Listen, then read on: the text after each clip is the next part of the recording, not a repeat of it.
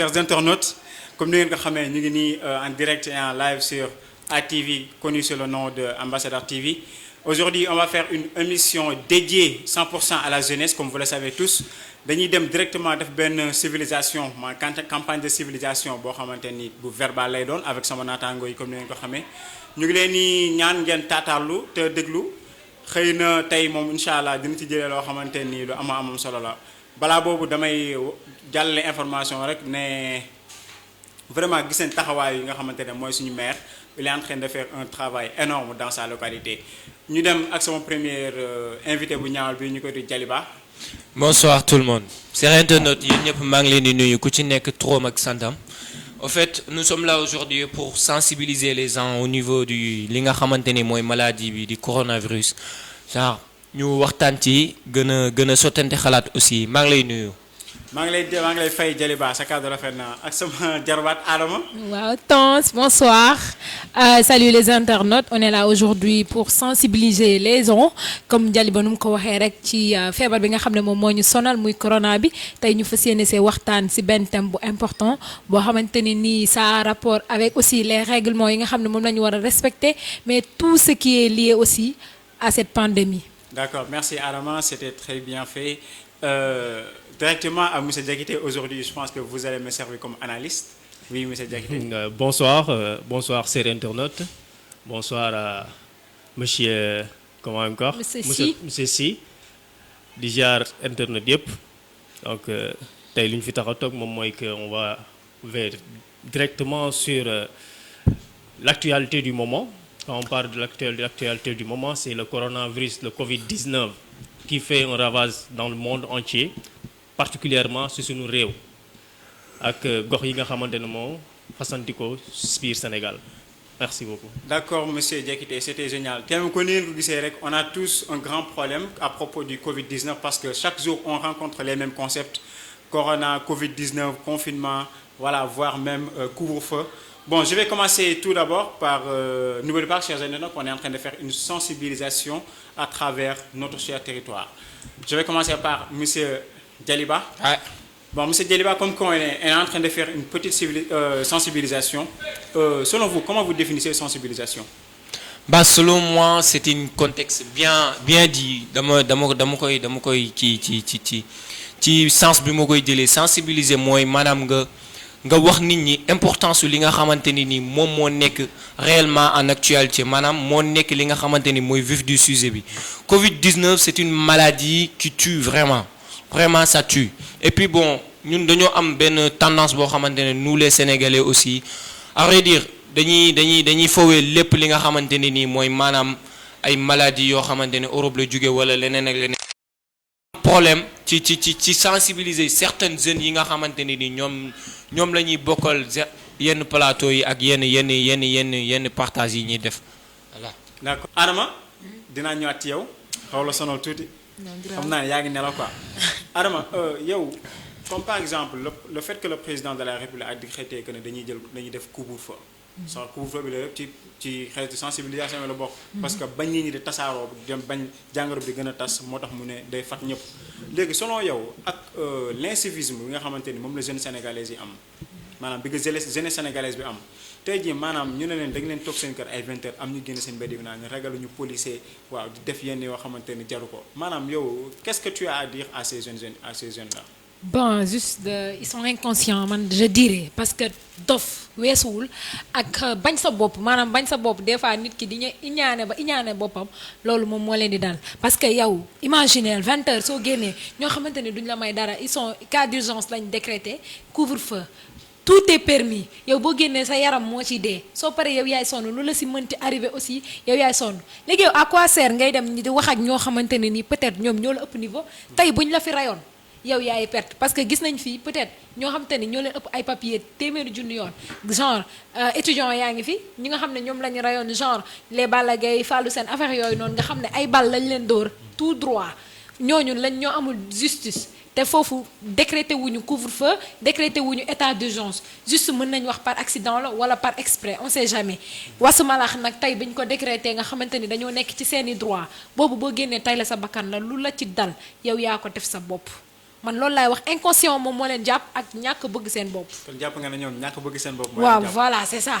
ak topp seen i besoin. waaw mais aussi ñi nga xamante ni côté boobu laay waxee mooy ñiy génn naan ñun ragaluñu policier. ñoom laay wax foofu mais aussi il faut savoir que ni y a des parents yoo xamante ni ñu ngi liggéey di daw ngir seeni ay njaboot aussi parfois seeni liggéey moom moo leen di permettre ñuy wàcc benn heure bi yenn saa yi dinañ teel a wàcc mais aussi comme dañuy jël disposition ci wàllum transport bi pour ñu am lu leen di yóbbu ba seen kër yi dafay metti yenn saa yi da ngay gis sax ñoo xam ne dañuy nekk di daw ci ay magum jëm bañ heure bi fekk leen fi man leen dong lay lancé waale ñu sóoraale ñooñu noonu aussi il y a des imams des fois comme nee nañ carrément bu kenn def rassemblement bi ñu tëj jàkka yi mais quand même imam boo xam ne mi ngi génn biir këram dem di noddu ji kooku tamit xamoo ban heure lay duggaat ci biir këram ñu mën ko sóoraale ci genre boobu noonu y a des exceptions mais cadre moom c'est inconscients yi nga xamante ni moom ñoom ñooy génn naan ay ñun ragaluñu policier ñooñu moom lu ñu leen def dagaan à vrai dire Sénégal dañoo dëgër bopp. non man ñooñu lu ñu leen def dagaan na parce que mënuma comprendre que ni yow sa président jël benn mesure yow mënoo ko respecter je comprends pas quoi yow exactement yow bu sa président waxee dégluwoo ko yow kan ngay déglu.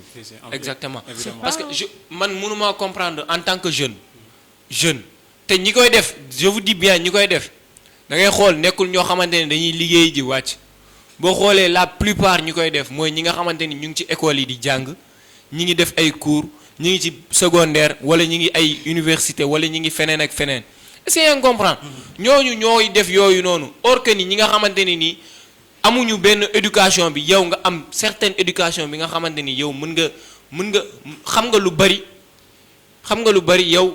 yow toogoo seen kër ngay def certaines choses boo xoolee ñi doon def loolu en face Médina li ñu gisoon noonu exactement boo xoolee jeunes yooyu noonu ñooñu yaakaar ce sont des jeunes te boo xoolee ñooñu ñëpp école la ñuy nekk or man je peux pas comprendre yow ngay jàng ba pare di def certaines choses loolu dafa doy waar quoi mooy inconscientisme bi nga xamante ni mooy sénégalais bi loolu la am genre ñun suñu bopp man dama koy jiite sama bopp en tant que élève en tant que étudiant damay xool li nga xamante ni moo gën ci sama peuple wala sama population ma koy def lii ñuy def naan ay génn ci biti di ñaawal policier wala ñuy def yoon policier bu ñu leen jàppoon imagine ça day métti ci ñoom.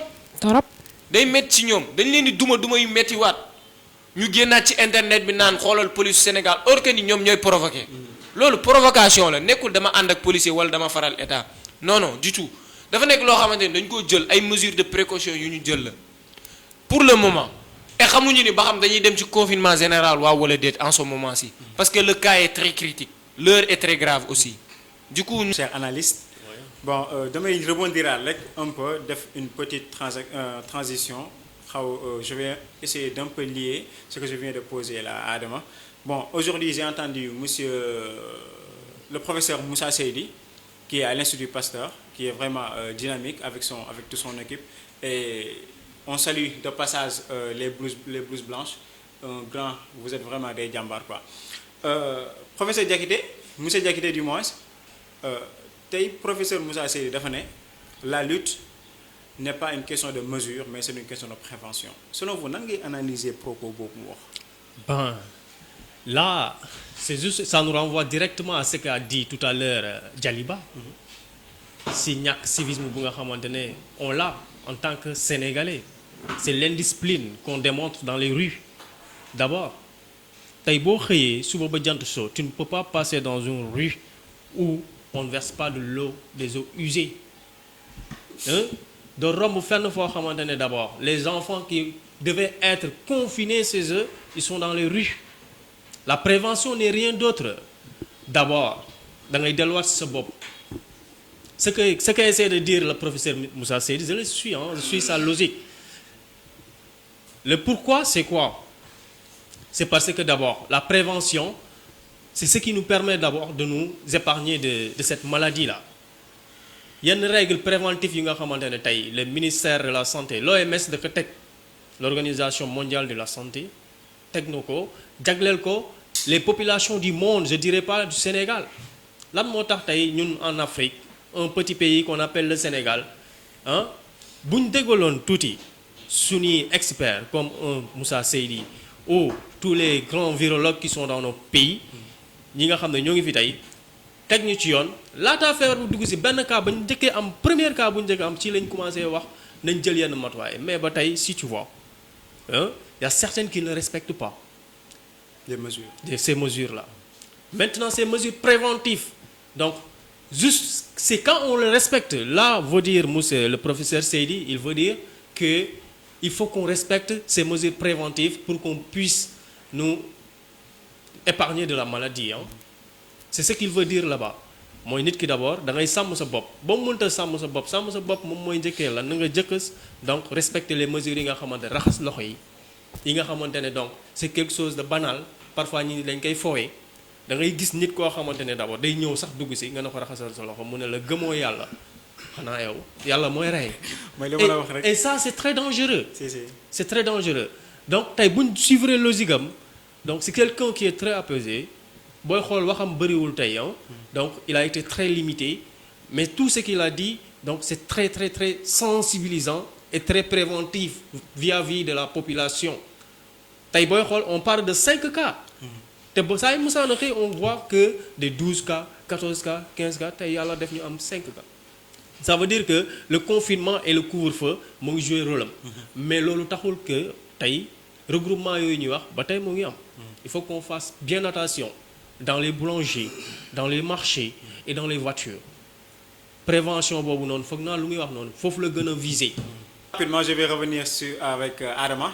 Adama du si yow laay ñëw bon vu que la population sénégalaise ñun soo xoolee 95% yëpp nous sommes des banlieusards et comme par exemple avec nous sommes des jeunes vraiment dynamiques je veux dire des leaders nan nga gisee lan moo war a mën a nekk taxawaayu jeunes yi nga xamante ne ñoom ñoo évoluer ci banlieue bi ci genre situation yu mel nii.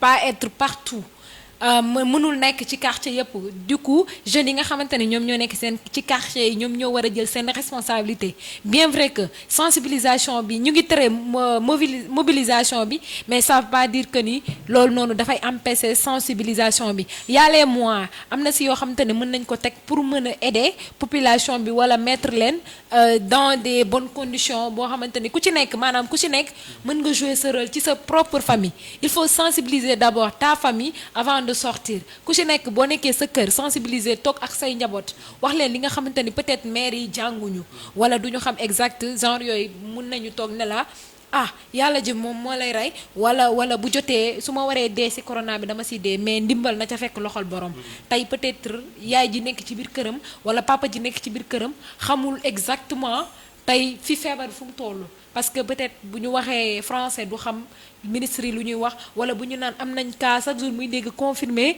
kii naan positif négatif parfois c'est un peu compliqué mu comprendre mais su fekkee am na jeune boo xam ne mi ngi ci biir këram peut-être mën na ko expliquer mettre les règles expliquer ne lii kat soo ko defee dañ ne ngay raxasu tout le temps ngay jël gel nga teg wala yenn saa yi booy génn nga def masque am na noo leen di sensibiliser de trop ñoom sax ñoom ci seen bopp ñoom ñooy teewaale aussi tamit seeni njaboot loolu la daal responsable prendre aussi les dispositions essayer de sensibiliser leur quartier. D'accord, merci très bien donc en sensibilisant le mieux que nous pouvons faire Djaliba. Que doit être selon vous l'importance des associations qui évoluent dans les banlieues? Personnellement man moom sama bopp laay njëkkee parce que man du ma wax ci association du ma nekk ci association ba pare te du ma sensibiliser. Quand on parle de l'association on parle de sensibilisation. De ce fait là da ngay nekk jeune boo xamante ne da ngay dynamique d'abord parce que association bu ñu ko waxee en matière d'OCB dañ lay jàngal benn gestion boo xamante ne da nga koy am da ngay mën a communiquer aussi da ngay jàng communication certaine part genre parce que da ngay nekk ak ay mag yoo xamante ne nii ci biir association bu ñuy communiquer da nga leen di déglu et puis da ngay mën a sensibiliser aussi man personnellement je le fais tout le temps sama WhatsApp heure bu ma duggee chaque jour da ngay gis kiiwu sensibilisation bu may dugal chaque jour que je fais damay dugal benn texte sensibilisation chaque jour nag laa wax ba Covid-19 bi commencé ba léegi dama koy def et dafa nekk loo xamante ne nii c'est très important parce que yow jeune bi association yi sax mën nañoo bañ a ñàkk sax mais bon yow jeune bi say contact t'as plus de 1000 wala 400 et quelques personnes ci sa contact yow ñooñu rek boo dugalee benn message ci sa statut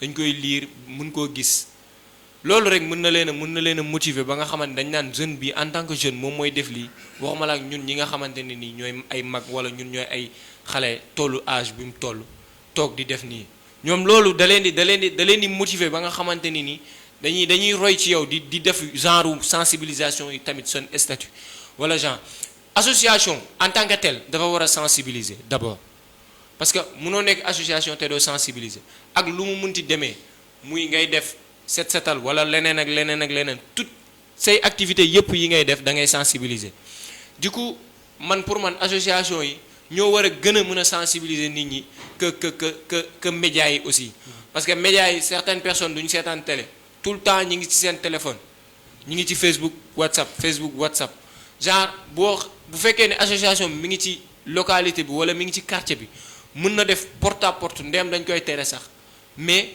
benn nit bu nekk yaa ngi ci association bi seen kër nga nekk benn nit bu nekk ci quartier bi yaa ngi ci association bi yow mën ngeen a tase seen association ngeen réunion boo leen pare yow mi nga xamante ni yaa nekk ci biir kër gi ngay sensibiliser seen waa kër tout le temps bu ci jug boo ci jugul bu yàggee dañ naan xale bi kat li muy wax dëgg la ndax fi muy dem ñi ngi koy jàngal certaines choses am na ay manières yu ñu koy enseigner du coup ñun xaaral ñu assumer li nga xamante ne nii moom lay wax est-ce que yaa ngi comprendre léegi association yi nga xamante ne nii ñi ngi fi y a tellement d'associations yoo xamante ne nii ñi ngi fi mais bon du ñu sensibiliser beaucoup loolu nag bon dañ ko war a changer aussi parce que mentalité yi yemuñu état bi ñu toll nii toute personne doit être sensibilisée parce que fi ñu toll moo grave quoi parce que maladie bi nekkul loo xamante ni nii dafa yomb exactement nekkul loo xamante dañ ciy foo wala dañ ciy wax muy reetaan loo nit wala leneen ak leneen chaque jour da nga war a sensibiliser nit ñi ñu xam l'effet de ce maladie là. De religion parce que on est en train de sensibiliser. Comme on le dit toujours, hein, la musique est un bruit dont on saisit l'essence. Il faut chaque jour saisir les sens quoi. Djaliba, votre dernier mot de sensibilisation. Bah, en tout cas, man je dirais bien en tant que frère, en tant que parents certains aussi, juste damay wax, nous sommes des jeunes et nous devons être conscients de ce qui se passe réellement. Parce que ce maladie-là, ce n'est pas quelque chose qu'on doit jouer avec du tout. Da ngay xool li nga xamante ne ni mooy pays yim jot a jaar yëpp ça a tué. Et une dernière chose aussi, Sénégal a enregistré son premier cas décès. Il faut gars yi xalaat ci loolu aussi parce que dafa nekk loo xamante ni bu duggee ci yow 50% de tes poumons ils ont des problèmes 50% da koy lekk carrément ba mu jeex tàkk du coup yow li ngay dese boo amul sens dëgg ñu jël la en traitement doo dese dara dafa nekk loo xamante ne nii il faut ñun jeune en tant que jeune ñu bàyyi ci xel parce que suñu parents yi à vrai dire ñoom bay nañ seen waar bu ñu waxee dëgg te yàlla tax éducation bu ñu waroon jox yëpp jox nañu ko et puis aussi dugal nañu école ñu ngi jàng certains ñu ngi liggéey ils sont conscients de ce qu'ils font ndax mënoo jël ay xaalis di ko liggéey di ci jëriñu te ba pare xamoo certaines maladies yoo xamante ne mën na laa causer problème alal day fekk nga mën koo jëriñoo ba pare buñ la nee couvre-feu 20 heures mën nga wàcc loolu liggéeyul de 7 heures du matin jusqu'à 17 heures wala jusqu'à 18 heures loolu liggéeyul dootoo ko ci liggéeyaat à vrai dire ñu waxante dëgg te yàlla tax léegi problème bi mooy ñun sénégalais yi dañoo war a yeewu parce que ce maladie aussi li ma koy répété waat nekkul loo xamante ne dañ cee war a fo comme ni ko ministère de la santé waxee ñu faral di raxas suñuy loxo chaque 30 minutes di bàyyi di sëkkat ci sans autant que ñu am mouchoir te bu ñu sëkkatee aussi ñu sànni ko voilà yaakaar naa ni looloo nekkoon samay dernier mot aussi di wax gars yi ñu xoolaat bu baax suñu jëfin quoi exactement. Oui, très bien. Adama?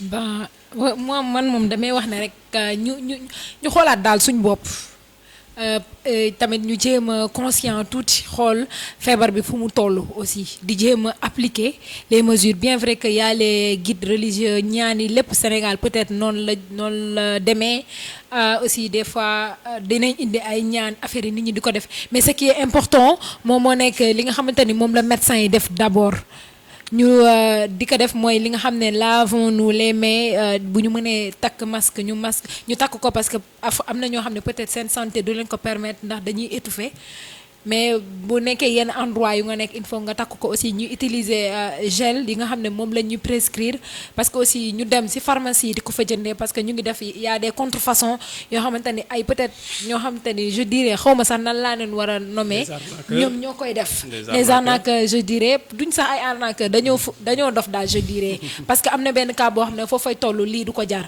parce que loo si am lu nekk bàkkaar lay doon aussi ñu xoolaat suñu bopp delloo tamit suñu xel ci yàlla ba pare li tamit ñaanaat yàlla ci la parce que ñu ngi koy wax ñàkkul aussi tamit peut-être mu ngi ci biir ñun ak suñu ay principe dëkk bu nekk ak ay principe am mais avant tout moom avant ñuy wax loolu lépp dëgg la jaamu yàlla bi ci la bokk tuub bi yépp ci la bokk mais ñu respecter mesures yi nga xamante ni moom la médecin yi tëral. restons daal c'est nous. d'accord très bien Adama kon daal li ñu fiy wax peut-être discipline dafa mel ni suñu réew mi daal. voilà civisme ak discipline voilà surtout la discipline. surtout la discipline. Oui, monsieur Diakité. Bon, moi je vais commencer par sensibiliser d'abord. Moi je dirais comme ça, je touche avec les instructions. D'abord, comme ça, hein, faut les toucher il faut par là. qu'on respecte les mesures barrières. Hein. Oui. D'abord, si on n'a pas de gel, là où on va, fait pour nous dire, ngalla nañ respecter li nga xamantene mom moy les mesures préventives, les mesures barrières yi nga xamantene jox. Nañ respecter les normes. Lavez-nous, il faut qu'on se lave les mains régulièrement avec du savon. Gel bu dee yaa ak moom ou les solutions hydroalcoolisées ñu koy respecter. Respectons les mesures barrières. Il est très important. Et aussi, respectons l'heure du couvre-feu. Grâce de grâce, chers internautes, les Sénégalais. C'est un appel hein, de jeune à jeune, de frère à frère.